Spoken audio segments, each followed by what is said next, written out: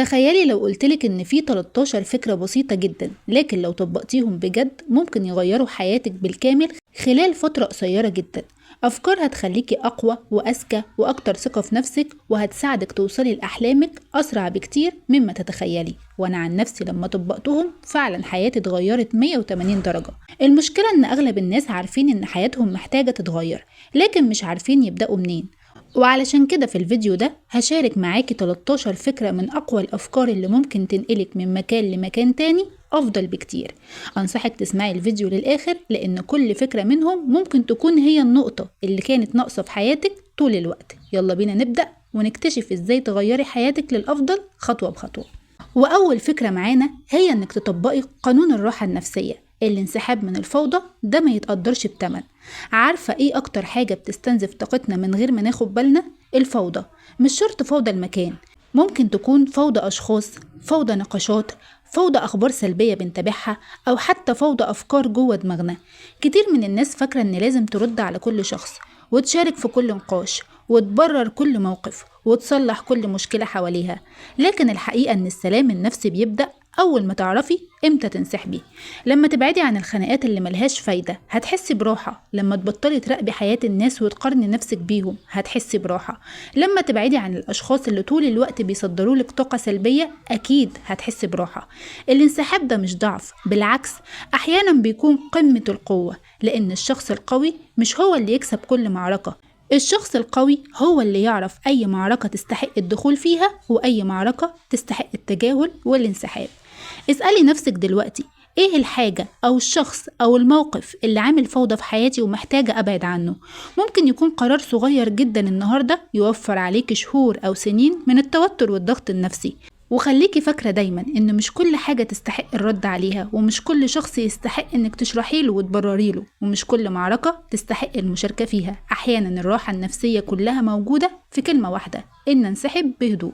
ولو طبقتي الفكرة دي بجد هتلاحظ ان طاقتك بدأت ترجع ليكي من جديد. لكن الفكرة الجاية أخطر، لأنها هتغير طريقة تفكيرك بالكامل. الفكرة التانية هي قانون الذكاء العقلي. يعني إيه؟ يعني نبقى عارفين إن التجاهل بيرجع كل شخص لحجمه الطبيعي. في ناس كتير فاكرة إن الرد على كل كلمة ده قوة، وإن الدخول في كل جدال ذكاء، وإن إثبات نفسك للآخرين دي حاجة ضرورية. لكن الحقيقة مختلفة تماما.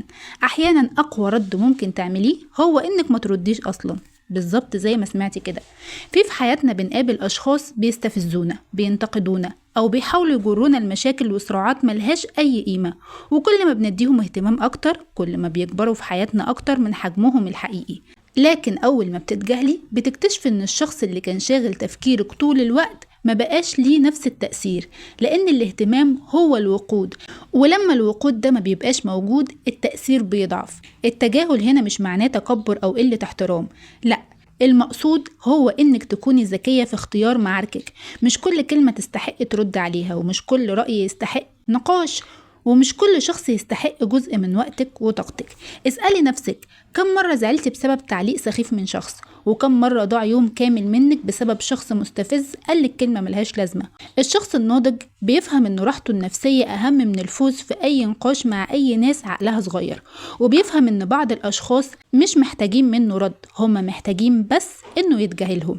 وخليكي فاكرة دايما انك لما بتوقفي تدي الناس اهتمامك بيعرفوا تلقائيا حجمهم الطبيعي في حياتك. ولو كانت الفكرة الأولى علمتنا إمتى ننسحب من الفوضى، فالفكرة التانية علمتنا إمتى نسكت ونوفر طاقتنا. أما الفكرة التالتة فهتغير نظرتك لنفسك ولقدرتك بالكامل. والفكرة التالتة هي قانون الاستغناء. ليه لما هنطبق قانون الاستغناء ده في حياتنا هتبقى حاجة مفيدة؟ لأن مش كل حاجة بتستغني عنها بتبقى خسارة. في حاجات لما بتستغني عنها بتبقى بداية أفضل ليكي بكتير. في حياتنا ساعات بنتمسك بحاجات كتير لمجرد إننا متعودين عليها، مش لأنها بتسعدنا أو بتفيدنا. ممكن تتمسكي بعلاقة بتتعبك، أو صداقة بتستنزفك، أو عادة سيئة بتعطلك، أو حتى أفكار سلبية عايشة جواكي من سنين. وكل مرة تقولي لنفسك صعب استغنى عنها، صعب أقدر أبعد عنها. لكن الحقيقة إن بعض الحاجات وجودها في حياتك هو الخسارة الحقيقية، مش إنك تستغني عنها. أحيانا ربنا بيخرج من حياتنا أشخاص كنا فاكرين إننا مش هنقدر نعيش من غيرهم، وبعد فترة بنكتشف إن حياتنا بقت أهدى وأجمل وأقوى، وبقى عندنا وقت لحاجات كتير ما كناش بنعرف نعملها أثناء وجود الأشخاص دي في حياتنا. والاستغناء ده ما بيكونش عن الأشخاص بس، ممكن يكون عن عادة سيئة بنكتسب صحة أفضل بعد ما نسيبها، أو بيئة سلبية بنكتسب راحة نفسية بعد ما نخرج منها، أو إننا نبطل نجري ورا حاجات ما تناسبناش فنلاقي حاجات أفضل منها بكتير بتظهر في طريقنا. الاستغناء مش معناه إنك تحرمي نفسك، الاستغناء معناه إنك تعرفي قيمة نفسك، وتعرفي إن مش أي حاجة لازم تتمسكي بيها، وتتعلمي إنك تبطلي تتعلقي بالحاجات اللي بتأذيكي أو بتتعبك نفسيا. ومن هنا لازم تسألي نفسك سؤال واحد، والسؤال ده هو اللي هيحدد انت هتعملي ايه بعد كده. ايه الحاجة اللي انا خايفة استغنى عنها رغم انها بتتعبني او بتأذيني؟ يمكن تكون بداية التغيير الحقيقي في حياتك هي قرار التخلي عن الشيء ده، مهما كنت فاكرة انك ما تقدريش تتخلي عنه بسهولة. وخليكي فاكرة دايما ان ربنا لما بيقفل باب ما يناسبكيش بيفتح لك ابواب اجمل بكتير عمرك ما كنت تتوقعي انها تتفتح لك، ولكن انت اللي بتكوني متمسكة بباب واحد بس ومش قادرة تشوفي باقي الابواب الجميلة اللي فيها خير اكبر بكتير ليكي. أما الفكرة الرابعة فهي قانون تطوير الذات. لو بصيتي حواليكي هتلاقي ناس كتير جدا بتحلم، لكن قليل جدا اللي بيشتغل على حلمه بجد وبيعرف يوصله.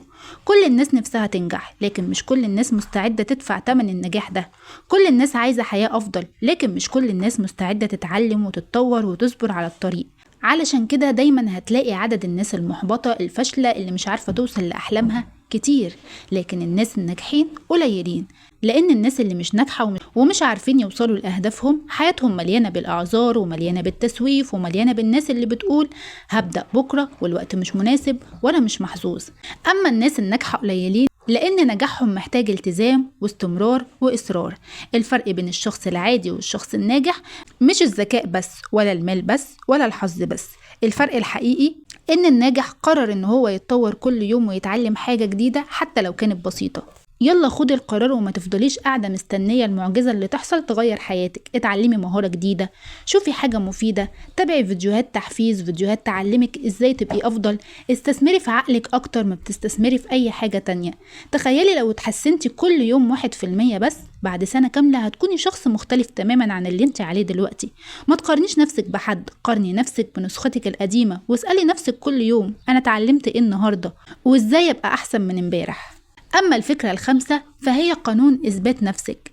واحدة من أكبر الأخطاء اللي بيقع فيها ناس كتير إنهم بيعيشوا طول عمرهم بنفس الطريقة ونفس التفكير ونفس ردود الأفعال، رغم إن الحياة حواليهم بتتغير كل يوم. الشخص الناجح مش بس بيتطور في علمه وشغله، لكن كمان بيتطور في شخصيته وقوانينه وطريقة تعامله مع الناس. اسألي نفسك إيه هي المبادئ اللي لازم أبدأ أعيش بيها؟ ايه الحاجات اللي اقبلها وايه الحاجات اللي ارفضها؟ هل عندي حدود واضحة في التعامل مع الناس ولا لا؟ لان الناس بتتعامل معاكي بالطريقة اللي انت بتسمحي بيها. لما تكوني مترددة في قراراتك الناس هتحتار في فهمك، ولما تغيري كلامك ومواقفك كل يوم الناس مش هتعرف تتوقع منك تصرفات او مش هيكون عندها ثقة في كلامك. لكن لما تكون قوانينك واضحة وثابتة الكل هيعرف قيمتك وهيحترم حدودك. انك تطوري من نفسك وتتغيري للأفضل ده مش معناه انك تغيري مبادئك، لكن معناه انك تتخلصي من العادات اللي ما تناسبش الشخصية الناجحة اللي انت نفسك تبقيها. يمكن زمان كنت تتكسفي تعبري عن رأيك، والنهاردة انت بتحتاجي تكوني اكتر ثقة في كلامك وفي رأيك. يمكن كنت بتدي وقتك لكل الناس، والنهاردة انت هتحتاجي تستغلي كل دقيقة في وقتك عشان تحمي نفسك وتعرفي تلاقي وقت لتحقيق اهدافك. ويمكن كنت بتأجلي حاجات كتير من احلامك، والنهاردة انت لازم تخلي احلامك اولوية في يومك. كل فترة اقعدي مع نفسك واسألي ايه هي الصفات اللي انت عايزة تحسنيها، وايه هي العادات اللي انت عايزة تتخلصي منها، وايه هي النسخة الافضل اللي نفسك توصلي لها. وافتكري دايما ان الاشخاص المميزين مش بيتولدوا مختلفين عن باقي الناس، ولكن بيصنعوا اختلافهم بالتطوير والتعليم المستمر والوضوح والثبات والاستمرار. وعشان تعرفي انت مين وعايزة ايه لازم يبقى عندك حدود، وتعرفي الحاجات اللي بتقبليها والحاجات اللي لازم ترفضيها. أما الفكرة رقم 6 فهي إنك تطبقي قانون التميز. وهنا لازم تعرفي إن التميز الحقيقي مش إنك تقلدي الناس، لكن إنه يكون ليكي أسلوبك الخاص.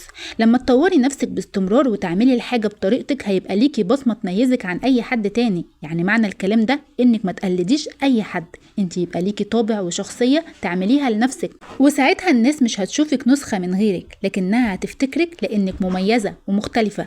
ما تشغليش نفسك بإرضاء الناس من حواليكي، وما تقلديش الترندات طول الوقت، لأن التقليد عمره ما هيصنع شخصية مميزة الناس تعرفك بيها. اعملي اللي يناسب قيمك وطوري أسلوبك، وخلي نجاحك هو اللي يتكلم عنك.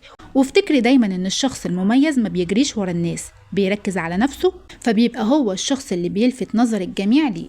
ولو الفكرة دي علمتك ازاي تتميزي، فالفكرة الجاية هتعلمك ازاي تحافظي على قيمتك وما تسمحيش لأي حد يقلل منك أو من قدراتك. والفكرة السابعة هي قانون التحدي.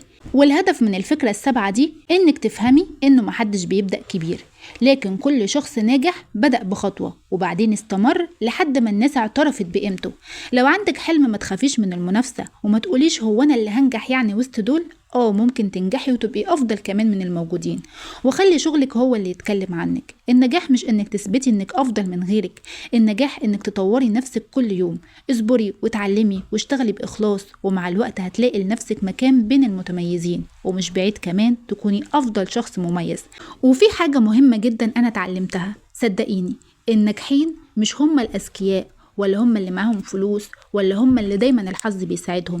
الناجحين بس هم اللي بيستمروا، هم اللي بيعملوا سيستم لحياتهم وبيفضلوا ماشيين عليه طول الوقت، أيا كانت ظروفهم، أيا كانت حالتهم النفسية، أيا كانت حالتهم المزاجية. لأن كل مرة بتأجلي حاجة لازم تعمليها النهاردة، انت بترجعي خطوتين لورا من هدفك اللي انت كنتي قربتي توصلي له. فعلشان كده خلي نفسك أولوية وأهدافك أولوية في يومك، مهما كانت ظروفك ايه لازم تتقدمي خطوة وما ترجعيش ولا خطوة. أما الفكرة التامنة، ودي أهم فكرة في فيديو النهاردة، هي قانون إدارة الوقت. الوقت هو أغلى شيء إحنا بنملكه، لأنه الشيء الوحيد اللي لو عدى ما بنعرفش نرجعه مهما كان التمن. الفرق بين الشخص الناجح وغيره مش إنه عنده وقت أكتر، ولكن هو اللي بيعرف يستثمر وقته في الحاجة اللي تنفعه. خصصي كل يوم وقت عشان تتعلمي فيه حاجة جديدة، ولو 10 دقايق بس. اقري، شوفي محتوى مفيد في المجال اللي انت عايزة تتطوري فيه، او اكتسبي مهارة تقربك من هدفك او تحسن دخلك المادي. ما تخليش يومك يضيع وانت بتقلبي بين الصفحات ومواقع السوشيال ميديا بطريقة عشوائية. انشغلي بالحاجة اللي تفيدك، لان كل دقيقة بتستثمريها في العلم وفي المعرفة هي استثمار في مستقبلك. وافتكري دايما ان الوقت اللي انت بتقضيه في تطوير نفسك النهاردة هو اللي هيصنع الحياة اللي انت بتحلمي بيها بكرة. أما الفكرة التاسعة فهي قانون الأهداف. حياة من غير هدف زي جسد من غير روح. كل شخص ناجح بدأ بهدف واضح هو عارفه كويس قوي وبيسعى انه يوصل له، لأن من غير هدف هتلاقي نفسك مشغولة طول الوقت، لكن من غير أي إنجاز حقيقي. حددي لنفسك هدف حتى لو كان صغير، وابدأي بخطوة واحدة كل يوم توصلك للهدف ده. مع الوقت الخطوات الصغيرة دي هتوصلك لحلم كبير. وما تخافيش لو كان الطريق طويل، المهم انك تعرفي رايحة فين، ويبقى عندك نقطة محددة عايزة توصلي لها. لأن الشخص اللي عنده هدف وعمل له خطوات كل يوم بيقرب منها، هو ده الشخص اللي بيوصل لكل أحلامه. وافتكري دايما ان الأحلام بتفضل مجرد أمنيات، لكن لما بتتحول لأهداف وخطة عمل بتمشي عليها كل يوم بتتحول لحقيقة وواقع انت بتعيشي فيه. أما الفكرة رقم 10 هي انه يكون عندك وعي، تعرفي أخطائك وتتعلمي منها. كلنا بنغلط ومفيش إنسان كامل، لكن الفرق بين الشخص اللي بيتطور والشخص اللي بيفضل مكانه هو انه بيعترف بأخطائه وبيتعلم منها. يعني ما بيكبرش ويقول لا أصلك الظروف، أصلك أنا اضطريت أعمل كده. لا، قولي أنا غلطت وهصلح الغلط اللي أنا عملته في الأيام الجاية، أو مش هكرر الغلط ده تاني. ما تخليش غرورك يمنعك من مراجعة نفسك.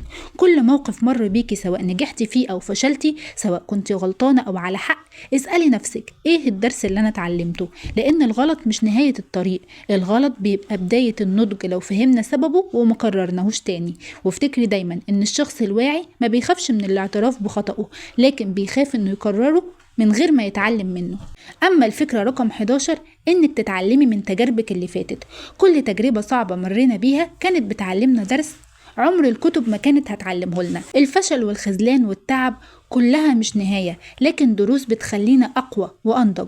بدل ما تسألي ليه حصل معايا كده وتفضلي تلومي الظروف والناس، اسألي نفسك ايه اللي المفروض اتعلمه من اللي حصل وازاي استفاد منه في أيام اللي جاية. أما الفكرة رقم 12 واللي قبل الأخيرة هي قانون التغيير.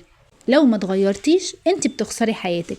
الحياة مش بتتغير من تلقاء نفسها كده، لكن بتتغير لما بتقرري انها تتغير. لو فضلت تعملي نفس العادات وتفكري بنفس الطريقة وتاخدي نفس القرارات، عمرك ما هتوصلي لنتيجة مختلفة. وعلشان كده لو الطرق والعادات القديمة ما نفعتش معاكي، يبقى هنا احنا محتاجين نغير. ابدأي بتغيير بسيط، عادة جديدة، فكرة أحسن، أو خطوة تقربك من حلمك. مواقع السوشيال ميديا اللي انت دايما موجودة عليها بطريقة عشوائية، ابحثي في اللي يفيدك، دوري على فيديوهات تعلمك في مجالك ايه الأفضل وايه اللي هيفيدك وايه اللي هيخليكي مميزة في مجالك. ما تخافيش من التغيير، خافي انك تكوني موجودة في نفس المكان اللي ما يناسبكيش، ودي هتبقى هي الخسارة الحقيقية. افتكري دايما ان حياتك اللي انت بتحلمي بيها هي نتيجة القرارات اللي انت هتاخديها النهاردة، فاختاري انك تتغيري للأحسن، وهيجي اليوم اللي تشكري فيه نفسك على الخطوة دي. أما الفكرة رقم 13 والأخيرة، ودي فكرة مهمة جدا، هي انك تبطلي تسويف. اكبر عدو للنجاح مش الفشل، لكنه التسويف.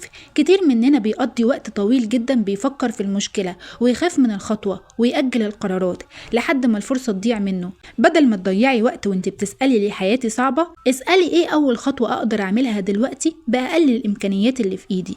الاشخاص الناجحين مش ناجحين لأن حياتهم خالية من المشاكل والمصاعب، لكن لأنهم بيركزوا على الحلول بدل ما يضيعوا وقتهم في الشكوى.